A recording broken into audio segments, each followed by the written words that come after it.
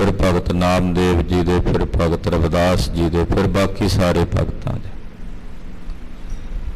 तो ये सतगुरु जी के संपादन की बड़ी कमाल की शैली है पंजवें पातशाह की। दुनिया च बड़े बड़े संपादक हुए जिन्हों ने बहुत सारे ग्रंथ संपादन किए, पर महाराज सतगुरु श्री गुरु अर्जन देव साहब जी महाराज जी वर्गा संपादन करता संसार च कोई दूजा नहीं। तो पातशाह ने कबीर जी की बाणी इत्थे पहला लिखी है, भगतां की बाणी आरंभता हो रही है। तो कबीर जी की बाणी है। घर पहले घर सुरताल विच कबीर जी के ना पावन शब्दां नूं गायन करन दा हुक्म है।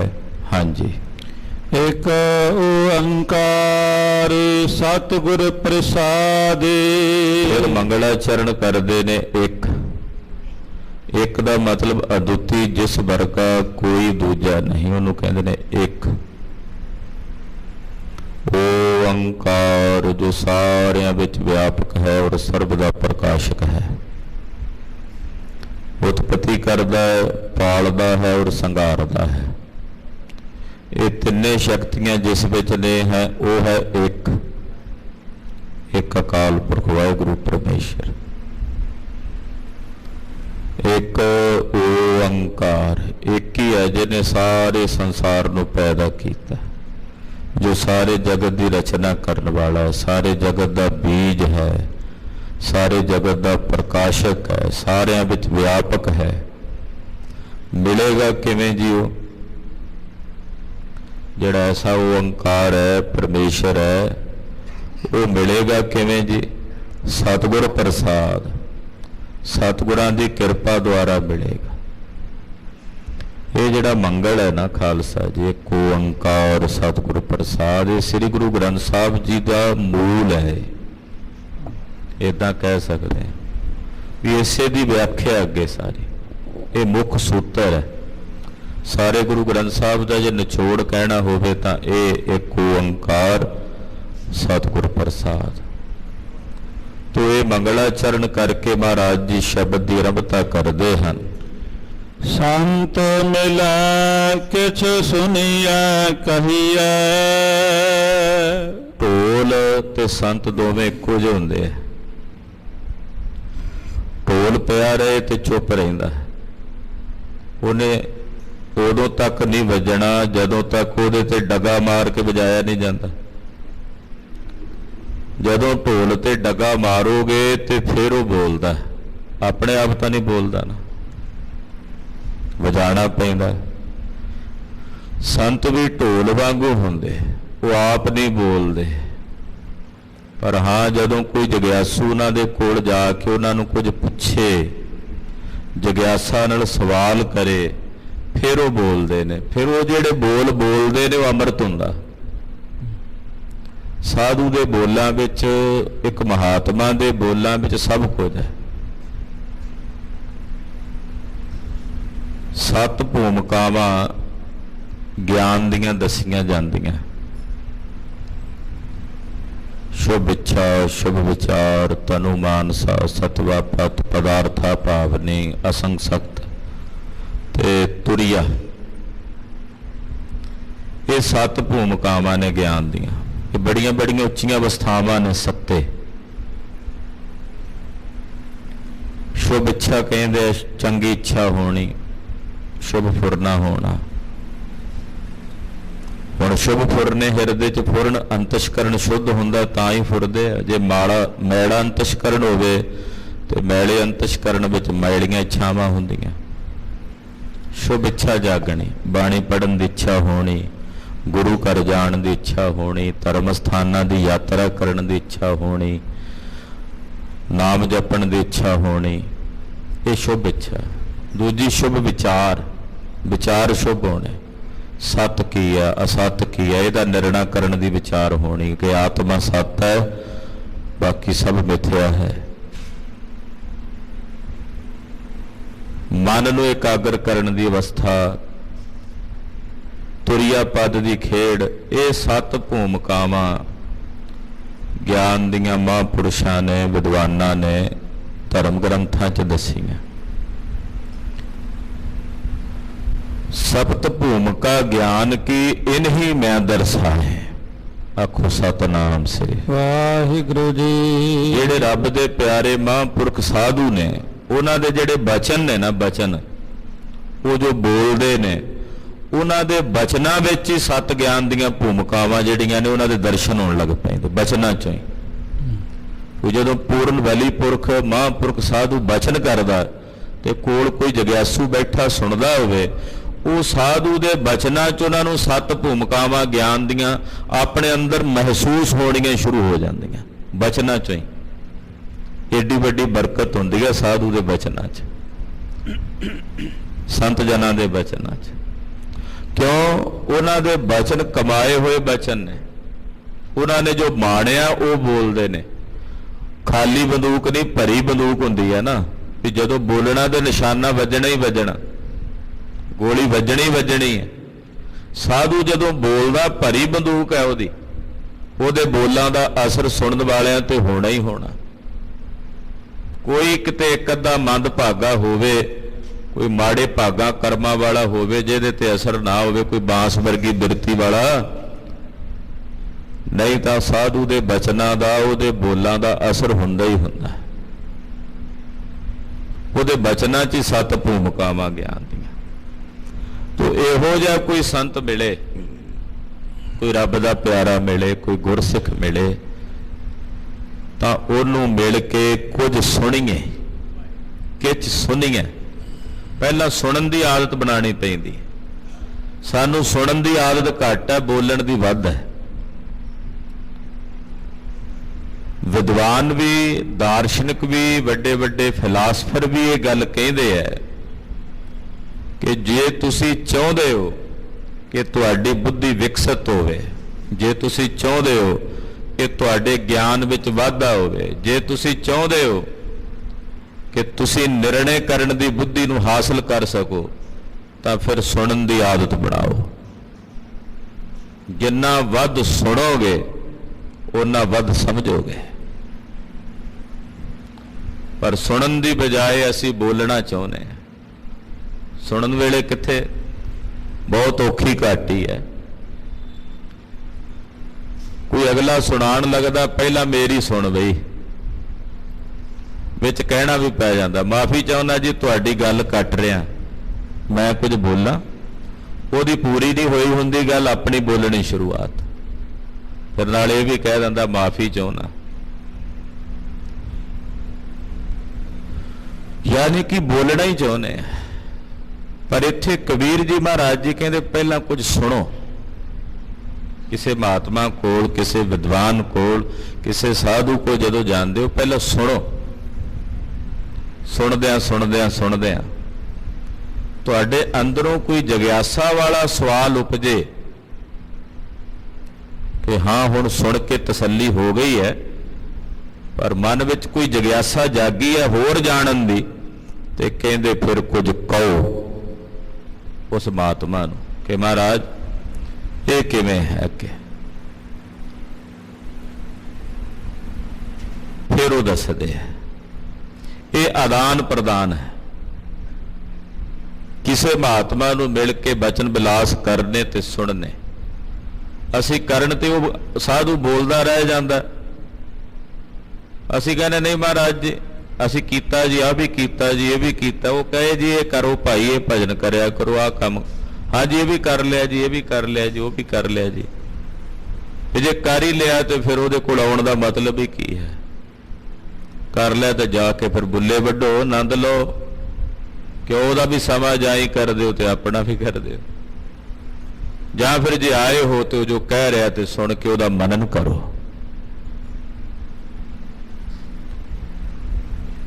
ਇਹ ਮਨਨਸ਼ੀਲ ਜਿਹੜੀ ਬਿਰਤੀ ਹੈ ਨਾ ਇਹ ਘਟ ਗਈ ਹੈ ਸਾਡੇ 'ਚ। ਨਾ ਸੁਣਨ ਦੀ ਆਦਤ ਰਹੀ ਤੇ ਫਿਰ ਸੁਣ ਵੀ ਲਈਏ ਤੇ ਫਿਰ ਮੰਨਣ ਦੀ ਨਹੀਂ ਰਹੀ।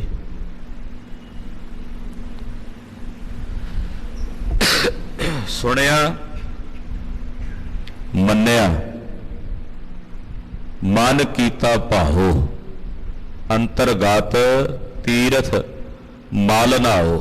ਸੁਣ ਕੇ ਫਿਰ ਮੰਨਣਾ ਫਿਰ ਉਹਦੀ ਕਮਾਈ ਕਰਨੀ। ਇਹ ਅੰਦਰ ਦਾ ਤੀਰਥ ਹੈ ਇਹਦੇ 'ਚ ਮਲ ਮਲ ਕੇ ਇਸ਼ਨਾਨ ਕਰੋ, ਗੁਰੂ ਨਾਨਕ ਪਾਤਸ਼ਾਹ ਕਹਿੰਦੇ। ਤੋ ਕੋਈ ਮਹਾਤਮਾ ਸੰਤ ਮਿਲੇ, ਉਹਨੂੰ ਉਹਦੇ ਕੋਲੋਂ ਕੁਝ ਸੁਣੀਏ, ਕਿਛ ਸੁਣੀਏ, ਕਹੀਏ, ਫਿਰ ਕੁਝ ਕਹੀਏ। ਪਹਿਲਾਂ ਸੁਣੋ, ਜਾਂਦਿਆਂ ਹੀ ਨਹੀਂ ਸਪੀਕਰ ਲਾ ਕੇ ਉੱਚਾ ਬੋਲਣ ਲੱਗ ਪੈਣਾ। ਪਹਿਲਾਂ ਸੁਣੋ ਕੀ ਕਹਿ ਰਹੇ ਨੇ, ਕਿਸ ਵਿਸ਼ੇ ਤੇ ਬੋਲ ਰਹੇ ਨੇ, ਕਿਸ ਸਬਜੈਕਟ ਤੇ ਉਹ ਗੱਲ ਕਰ ਰਹੇ ਨੇ, ਸੁਣੋ। ਹਾਂਜੀ। ਮਿਲੈ ਅਸੰਤ ਮਸਤ ਕਰ ਰਹੀਐ। ਪਰ ਹਾਂ, ਦੂਜੇ ਪਾਸੇ ਇੱਕ ਹੋਰ ਗੱਲ ਵੀ ਕਬੀਰ ਜੀ ਦੱਸ ਰਹੇ ਨੇ, ਬੜੇ ਕਮਾਲ ਦੀ। ਇਹ ਜਿਹੜੇ ਬਚਨ ਮਹਾਰਾਜ ਜੀ ਕਬੀਰ ਜੀ ਉਚਾਰਨ ਕਰ ਰਹੇ ਨੇ ਨਾ, ਇਹ ਤੁਹਾਨੂੰ ਯੂਨੀਵਰਸਿਟੀਆਂ ਚੋਂ ਇਹਨਾਂ ਤੇ PhDਆਂ ਕਰਨ ਵਾਲੇ ਬੰਦੇ ਦਾ ਮਿਲਣਗੇ, ਪਰ ਉੱਥੋਂ ਸਿੱਖਣ ਨੂੰ ਨਹੀਂ ਮਿਲਣੇ, ਮੁੱਲ ਦੇ ਕੇ ਨਹੀਂ ਮਿਲਣੇ। ਵੀ ਜੇ ਕੋਈ ਪੈਸਾ ਦੇ ਕੇ ਕਹੇ ਵੀ ਖਰੀਦ ਕੇ ਇਹ ਗਿਆਨ ਲੈ ਲਈਏ। ਇਹ ਕਿੱਡਾ ਵੱਡਾ ਪਰਉਪਕਾਰ ਹੈ ਮਹਾਂਪੁਰਖਾਂ ਦਾ ਸਾਡੇ ਤੇ, ਵੀ ਸਾਨੂੰ ਬਿਨਾਂ ਘਾਲਣਾ ਕੀਤਿਆਂ ਸਾਨੂੰ ਐਡਾ ਵੱਡਾ ਗਿਆਨ ਦੇ ਰਹੇ। ਸ਼ੁਕਰ ਕਰਿਆ ਕਰੀਏ ਕਿ ਸਾਨੂੰ ਮਹਾਰਾਜ ਜੀ ਨੇ ਸਿੱਖਾਂ ਦੇ ਘਰ ਜਨਮ ਦਿੱਤਾ ਤੇ ਇਹ ਗੁਰਬਾਣੀ ਸਾਨੂੰ ਪੜ੍ਹਨ ਸੁਣਨ ਨੂੰ ਪ੍ਰਾਪਤ ਹੋ ਰਹੀ। ਇਹਦੇ ਲਈ ਸ਼ੁਕਰਾਨਾ ਕਰਿਆ ਕਰੀਏ। ਮਹਾਰਾਜ ਸ਼ੁਕਰ ਹੈ ਤੁਹਾਡਾ। ਕਦੇ ਨਾ ਸਮਝੋ ਵੀ ਮੇਰੇ ਕਰਮ ਮਾੜੇ ਹੈ। ਇਹ ਜਾਣੋ ਕਿ ਸਾਡੇ ਕਰਮ ਚੰਗੇ ਕਿ ਸਾਨੂੰ ਸਿੱਖਾਂ ਦੇ ਘਰ ਜਨਮ ਦਿੱਤਾ, ਗੁਰਬਾਣੀ ਪੜ੍ਹਨ ਸੁਣਨ ਨੂੰ ਪ੍ਰਾਪਤ ਹੋ ਰਹੀ। ਮਾੜੇ ਕਰਮ ਉਦੋਂ ਜਾਣੋ ਜਦੋਂ ਅਸੀਂ ਬਾਣੀ ਨਾ ਸੁਣੀਏ, ਨਾ ਪੜ੍ਹੀਏ, ਫਿਰ ਸਮਝੋ ਵੀ ਮਾੜੇ ਕਰਮ। ਜੇ ਸਮਾਂ ਮਿਲਿਆ ਪੜ੍ਹਨ ਸੁਣਨ ਦਾ, ਸੁਣ ਰਹੇ ਆ, ਪੜ੍ਹ ਰਹੇ ਆ, ਤੇ ਫਿਰ ਇਹ ਸਮਝ ਲਓ ਵੀ ਇਹ ਗੁਰੂ ਪਾਤਸ਼ਾਹ ਨੇ ਸਾਡੇ ਸ਼ੁਭ ਕਰਮ ਨੇ, ਉਹਨਾਂ ਦਾ ਫਲ ਦਿੱਤਾ। ਕਮਾਲ ਦਾ ਬਚਨ ਕਿ ਅਸੰਤ ਮਿਲਿਆ। ਸੰਤ ਦਾ ਮਤਲਬ ਹੁੰਦਾ ਮਨਮੁਖ, ਦੁਰਜਨ, ਸਾਖਤ, ਭੱਦਾ ਬੰਦਾ, ਉਹਨੂੰ ਅਸੰਤ ਕਿਹਾ। ਅਸੰਤ ਜਿਉਂ ਮਿਲ ਜਾਏ, ਕਹਿੰਦੇ ਉਹਦੇ ਨਾਲ ਕੋਈ ਗੱਲ ਕਰਨ ਦੀ ਲੋੜ ਨਹੀਂ, ਮਸਤ ਕਰ ਰਹੀ ਹੈ, ਚੁੱਪ ਹੀ ਰਹੋ। ਏਦਾਂ ਜਾਪੇ ਵੀ ਤੁਹਾਡੇ ਮੂੰਹ 'ਚ ਜ਼ੁਬਾਨ ਹੀ ਕੋਈ ਨਹੀਂ, ਉਹਦੇ ਨਾਲ ਨਹੀਂ ਜੇ ਬੋਲਣਾ, ਨਾ ਉਹਦਾ ਕੋਈ ਬੋਲ ਸੁਣਨਾ ਤੇ ਨਾ ਤੁਸੀਂ ਬੋਲਣਾ। ਜੇ ਉਹਦੇ ਨਾਲ ਬੋਲੋਗੇ, ਉਹਦੇ ਅੱਗੇ ਜਾਜ ਬਚਨ ਦੱਸ ਰਹੇ ਨੇ ਵੀ ਨੁਕਸਾਨ ਹੀ ਆ ਉਹਦੇ ਨਾਲ ਬੋਲਣ ਦਾ। ਅਸੰਤ ਬੰਦਾ ਮਿਲੇ, ਸਾਖਤ ਤੇ ਦੁਰਜਨ ਬੰਦਾ ਮਿਲੇ, ਤੇ ਫਿਰ ਮਸਤ ਹੋ ਜਾਓ, ਚੁੱਪ। ਉੱਥੇ ਤੁਹਾਡਾ ਕੀਮਤੀ ਤੋਂ ਕੀਮਤੀ ਬਚਨ ਵੀ ਜੋ ਤੁਸੀਂ ਬੜੀ ਸਾਧਨਾ ਨਾਲ ਕਮਾਇਆ ਹੋਵੇ, ਉਹਦੀ ਵੀ ਬੇਕਦਰੀ ਹੋ ਜਾਣੀ ਹੈ। ਜਦੋਂ ਬੋਲੋਗੇ ਉਹਨੇ ਅਗਲੇ ਨੇ ਕਦਰ ਨਹੀਂ ਕਰਨੀ ਉਸ ਬਚਨ ਦੀ। ਤੇ ਜਦੋਂ ਬੇਕਦਰੀ ਕਰੇਗਾ ਤੁਹਾਡੇ ਬਚਨ ਦੀ, ਫਿਰ ਤੁਹਾਡੇ ਹਿਰਦੇ ਨੂੰ ਨਮੋਸ਼ੀ ਹੋਵੇਗੀ। ਸਾਈਕੋਲੋਜੀ ਤੌਰ ਤੇ, ਮਾਨਸਿਕ ਤੌਰ ਤੇ ਫਿਰ ਪੀੜਤ ਹੋਵੋਗੇ, ਤੇ ਬੜਾ ਵੱਡਾ ਦੁੱਖ ਹੈ। ਫਿਰ ਅਕਸਰ ਆਪਾਂ ਕਹਿੰਦੇ ਮੈਂ ਐਡਾ ਕੀਮਤੀ ਬਚਨ ਕੀਤਾ, ਇਹਨੇ ਕਦਰ ਨਹੀਂ ਕੀਤੀ ਮੇਰੇ ਬਚਨ ਦੀ। ਬੰਦਾ ਦਿਲ ਦੁਖੀ ਹੁੰਦਾ ਨਾ, ਆਹਤ ਹੁੰਦਾ, ਤੇ ਫਿਰ ਲੋੜ ਹੀ ਕੀ ਆ ਉੱਥੇ ਬਚਨ ਕਰਨ ਦੀ। ਜਿਹੜਾ ਡਿੱਗਦਾ ਖੂਹ 'ਚ ਫਿਰ ਡਿੱਗੇ ਵੀ, ਇਹਨੇ ਮੂਰਖ ਨੇ ਡਿੱਗਣਾ ਹੀ ਡਿੱਗਣਾ, ਇਹ ਮੰਨਦਾ ਹੀ ਨਹੀਂ ਹੈ, ਤੇ ਫਿਰ ਕਿਉਂ ਉੱਥੇ ਆਪਣਾ ਸਮਾਂ ਜਾਈ ਕਰਨਾ। ਅਸੀਂ ਆਪਣੀ ਪੂਰੀ એનર્ਜੀ ਵੇਸਟ ਕਰਦੇ ਹਾਂ ਉਸ ਬੰਦੇ ਤੇ ਜਿਹਨੇ ਮੰਨਣਾ ਹੀ ਨਹੀਂ ਹੁੰਦਾ। ਪੂਰੀ એનર્ਜੀ ਆਪਣੀ, ਪੂਰਾ ਧਿਆਨ ਸਭ ਜਿਹੜੇ ਬੰਦੇ ਨੇ ਨਹੀਂ ਮੰਨਣਾ ਉਹਨੂੰ ਮਨਾਉਣ ਦੇ ਉੱਤੇ ਲੱਗੇ ਹੁੰਦੇ ਆ। ਜਿਹਨੇ ਧਾਰਨਾ ਹੀ ਬਣਾ ਲਿਆ ਵੀ ਮੈਂ ਮੰਨਣਾ ਨਹੀਂ, ਕਿਉਂ ਆਪਣੀ એનર્ਜੀ ਉਹਦੇ ਤੇ ਵੇਸਟ ਕਰਨੀ। ਉੱਥੋਂ ਕਿਨਾਰਾ ਕਰੋ ਤੇ ਸਿੱਧੇ ਹੋ ਕੇ ਚੱਲ ਪਾਓ। ਫਿਰ ਤਾਂ ਇਹੀ ਰਸਤਾ ਨਾ। ਅਸੰਤ ਬੰਦਾ ਮਿਲੇ, ਅਸੰਤ ਪਾਤਸ਼ਾਹ ਕਹਿੰਦੇ ਫਿਰ ਮਸਤ ਹੋ ਜਾਓ। ਮਸਤ ਕਰ ਰਹੀ ਹੈ, ਮਸਤ ਦਾ ਮਤਲਬ ਚੁੱਪ ਹੋ ਜਾਓ। ਹਾਂਜੀ। ਬਾਬਾ ਬੋਲਣਾ ਕਿਆ ਕਹੀਐ। ਬਾਬਾ ਮੈਂ ਕਿਹੜੇ ਬੋਲ ਕਵਾਂ? ਜੇ ਮੈਂ ਬੋਲਾਂ ਤੇ ਕੀ ਬੋਲਾਂ, ਜੇ ਮੈਂ ਕਹਾਂ ਤੇ ਕੀ ਕਹਾਂ। ਜੈਸੇ ਰਾਮ ਨਾਮ ਰਵ ਰਹੀਐ। ਇਹੋ ਜੇ ਕਿਹੜੇ ਬੋਲ ਬੋਲਾਂ ਬਾਬਾ, ਜਿਨ੍ਹਾਂ ਬੋਲਾਂ ਨੂੰ ਬੋਲਦਿਆਂ ਮੈਂ ਤੇਰੇ ਨਾਮ ਦੇ ਵਿੱਚ ਰਮ ਜਾਵਾਂ। ਇਹੋ ਜਿਹੇ ਕਿਹੜੇ ਬੋਲ ਨੇ ਜਿਹੜੇ ਬੋਲਾਂ कि मैं राम दे नाम च रम रवां। जैसे राम नाम रव रही है, जैसे जिस तरह राम दे नाम च परमेश्वर दे भजन च रम जावां। कोई इहो जे बोल दसो महाराज जिन्हां नूं बोलां। ये बाणी इहो जे बोल हन श्री गुरु ग्रंथ साहिब जी दी 10वें पातशाह जी दी बाणी इहो जे बोल हन जिन्हां नूं बोलिया राम दे नाम विच सुरत जुड़ जाती है। यही ने वो बोल जिन्हां बारे कबीर जी इत्थे पुछ रहे हैं ना भी किहड़े बोल बोला महाराज, कि जिहदे नाल राम नाम च रमिया रहा तां वो यही बोल ने। सारी बाणी जिहड़ी है परमेश्वर दे बोल ने। तो ऐसे बोल हन जिन्हां बोलां दे बोलदिआं राम दे नाम च सुरत जुड़ जाती है। रहाओ संतन स्यों बोले उपकारी। ਕਿਸੇ ਮਹਾਂਪੁਰਖ ਸੰਤ ਦੇ ਨਾਲ ਜਿਹੜਾ ਮਿਲ ਕੇ ਗੱਲਬਾਤ ਬੋਲਦਾ ਨਾ, ਕਰਦਾ, ਪੁੱਛਦਾ ਕਿਸੇ ਮਹਾਤਮਾ ਨੂੰ, ਕੋਈ ਸਵਾਲ ਪੁੱਛਦਾ ਤਾਂ ਉਹ ਸਵਾਲ ਪੁੱਛਣ ਵਾਲਾ ਬੜਾ ਵੱਡਾ ਉਪਕਾਰ ਕਰਦਾ। ਤੁਸੀਂ ਆਖੋਗੇ ਵੀ ਉਹਨੇ ਸਵਾਲ ਕੀਤਾ ਕਿਸੇ ਮਹਾਂਪੁਰਖ ਨੂੰ। ਪਾ ਸ਼ਰਤਾ ਸਵਾਲ ਹੋਵੇ, ਸਵਾਲ ਦੇ ਨਾਂ ਦੇ ਉੱਤੇ ਹੁਣ ਸਵਾਲ ਤਾਂ ਇਹ ਵੀ ਹੈ ਵੀ ਗਧੇ ਨੂੰ ਸਿੰਗ ਕਿਉਂ ਨਹੀਂ ਲੱਗੇ ਹੁੰਦੇ। ਸਵਾਲ ਤਾਂ ਇਹ ਵੀ ਹੈ ਵੀ ਸਹੇ ਦੇ ਸਿਰ ਤੇ ਸਿੰਗ ਕਿਉਂ ਨਹੀਂ ਹੁੰਦੇ। ਪਰ ਇਹਨਾਂ ਦਾ ਕੋਈ ਜਵਾਬ ਹੈ ਵੀ ਜੇ ਲੋ ਮੰਨ ਲਓ ਵੀ ਗਧੇ ਦੇ ਸਿਰ ਤੇ ਸਿੰਗ ਲੱਗ ਜਾਣ ਤੇ ਤਾਂ ਕਿਹੜਾ ਉਹਨੇ ਗਊ ਬਣ ਕੇ ਦੁੱਧ ਦੇਣ ਲੱਗ ਪੈਣਾ। ਇਹ ਤਾਂ ਕੋਈ ਮਤਲਬ ਨਹੀਂ ਨਾ। ਸਵਾਲ ਵੀ ਸਾਡੇ ਇਹੋ ਜਿਹੇ ਹੁੰਦੇ ਜਿਨ੍ਹਾਂ ਦਾ ਕੋਈ ਸਿਰ ਪੈਰ ਨਹੀਂ। ਸਵਾਲ ਜਗਿਆਸਾ ਵਾਲਾ ਕੋਈ ਐਸਾ ਸਵਾਲ ਹੋਵੇ ਤਾਂ ਉਹ ਜਿਹੜਾ ਸਵਾਲ ਕਰਦਾ ਕਿਸੇ ਮਹਾਂਪੁਰਖ ਕੋਲ, ਕਿਸੇ ਮਹਾਤਮਾ ਕੋਲ, ਪੁੱਛਦਾ ਆਪਣੇ ਅੰਤਰਾਤਮਾ ਦੀ ਕੋਈ ਬਿਰਤੀ ਦਾ ਸਵਾਲ, ਤਾਂ ਉਹ ਬੜਾ ਵੱਡਾ ਉਪਕਾਰ ਕਰਦਾ। ਤੁਸੀਂ ਆਖੋਗੇ ਉਹਨੇ ਕਿਹਦੇ ਤੇ ਉਪਕਾਰ ਕੀਤਾ? ਸੰਤ ਤੇ ਜਿਹਦੇ ਕੋਲੋਂ ਸਵਾਲ ਕੀਤਾ? ਕਹਿੰਦੇ ਨਹੀਂ, ਉਹਨਾਂ ਸਾਰਿਆਂ ਤੇ ਉਪਕਾਰ ਕੀਤਾ ਜਿਹੜੇ ਉਸ ਵੇਲੇ ਉਸ ਮਹਾਤਮਾ ਦੇ ਆਲੇ ਦੁਆਲੇ ਹੋਰ ਲੋਕ ਵੀ ਬੈਠੇ ਸੀ। ਕਿਉਂਕਿ ਜਦੋਂ ਸਵਾਲ ਕਰਨ ਵਾਲੇ ਨੂੰ ਜਵਾਬ ਦਿੰਦਾ ਕੋਈ ਮਹਾਤਮਾ ਸਾਧੂ ਤੇ ਉਹਦਾ ਉਹ ਜਵਾਬ ਬਾਕੀ ਦੇ ਵੀ ਜਿੰਨੇ ਲੋਕ ਦੇ ਸੁਣਦੇ ਨੇ ਉਹਨਾਂ ਦਾ ਵੀ ਭਲਾ ਹੋ ਜਾਂਦਾ, ਉਹਨਾਂ ਦੀ ਵੀ ਕਲਿਆਣ ਹੋ ਜਾਂਦੀ। ਇਸ ਕਰਕੇ ਕਿਸੇ ਮਹਾਂਪੁਰਖ ਸਾਧੂ ਨਾਲ ਬੋਲਣਾ ਉਪਕਾਰ ਹੈ। ਸੰਤਨ ਸਿਓ ਬੋਲੇ ਉਪਕਾਰੀ। ਕਿਸੇ ਮਹਾਂਪੁਰਖ ਦੇ ਨਾਲ ਸਾਧੂ ਨਾਲ ਬੋਲਣਾ ਬਾਕੀਆਂ ਦੇ ਵੀ ਉੱਤੇ ਉਪਕਾਰ ਕਰਨ ਦੇ ਤੁੱਲ ਹੈ। ਉਹਨੇ ਤਾਂ ਜਗਿਆਸਾ ਨਾਲ ਆਪਣੀ ਬਿਰਤੀ ਦਾ ਸਵਾਲ ਪੁੱਛਿਆ, ਮਹਾਰਾਜ ਜੀ ਵੀ ਆਹ ਸਮੱਸਿਆ ਆਉਂਦੀ ਹੈ ਭਜਨ ਕਰਦਿਆਂ, ਪਰ ਉਹ ਸਮੱਸਿਆ ਤਾਂ ਸਾਰਿਆਂ ਦੀ ਹੁੰਦੀ ਹੈ। ਉਹ ਮਹਾਂਪੁਰਖ ਮਹਾਤਮਾ ਜਦੋਂ ਜਵਾਬ ਦਿੰਦਾ ਹੈ, ਜਿਹਨੇ ਸਵਾਲ ਕੀਤਾ ਉਹਦਾ ਉਹਨੂੰ ਦਿੰਦਾ ਜਵਾਬ, ਪਰ ਆਲੇ ਦੁਆਲੇ ਜਿੰਨੇ ਸੁਣਦੇ ਨੇ ਉਹਨਾਂ ਸਾਰਿਆਂ ਉੱਤੇ ਉਪਕਾਰ ਹੁੰਦਾ, ਕਿਉਂਕਿ ਸਾਧੂ ਦਾ ਬੋਲਿਆ ਤਾਂ ਸਾਰਿਆਂ ਲਈ ਸਾਂਝਾ ਹੁੰਦਾ। ਕਿੱਡਾ ਕਮਾਲ ਦੇ ਬਚਨ ਕਬੀਰ ਜੀ ਮਹਾਰਾਜ ਜੀ ਕਰਦੇ, ਕਹਿੰਦੇ ਸੰਤਨ ਸਿਓ ਬੋਲੇ ਉਪਕਾਰੀ। ਕਿਸੇ ਮਹਾਂਪੁਰਖ ਸਾਧੂ ਨਾਲ ਬੋਲਣਾ, ਬਚਨ ਕਰਨਾ ਉਪਕਾਰ ਕਰਨ ਦੇ ਤੁੱਲ ਹੈ। ਮੂਰਖ ਸਿਓ ਬੋਲੇ ਝਖ ਮਾਰੇ। ਪਰ ਦੂਜੇ ਪਾਸੇ ਕਿਸੇ ਮੂਰਖ ਨਾਲ ਬੋਲੋਗੇ ਤੇ ਝਾਕੀ ਮਾਰਨੀ ਪਏਗੀ, ਉੱਥੋਂ ਲੱਭਣਾ ਹੀ ਨਹੀਂ ਕੁਝ। ਮੂਰਖ ਨਾਲ ਬੋਲਾਂਗੇ ਤੇ ਮੂਰਖ ਨਾਲ ਬੋਲਣਾ ਝੱਖ ਮਾਰਨ ਦੇ ਤੋਲੀ, ਕਿਉਂਕਿ ਮੂਰਖ ਨਾਲ ਜਿਹੜੀ ਗੱਲ ਕਰਨੀ ਉਹਨੇ ਅੱਗੋਂ ਕੁਝ ਹੋਰ ਹੀ ਜਵਾਬ ਦੇਣਾ, ਉੱਥੇ ਝਾਕੀ ਮਾਰਨਾ। ਇਸੇ ਕਰਕੇ ਪਾਤਸ਼ਾਹ ਨੇ ਕਿਹਾ ਨਾ ਵੀ ਮੂਰਖ ਹੈ ਨਾਲ ਨਾ ਲੁੱਝੀ ਹੈ, ਪਰ ਅੱਖਰ ਇਹੋ ਬੁੱਝੀ ਹੈ। ਮੂਰਖ ਹੈ ਨਾਲ ਨਾ ਲੁੱਝੀ ਹੈ।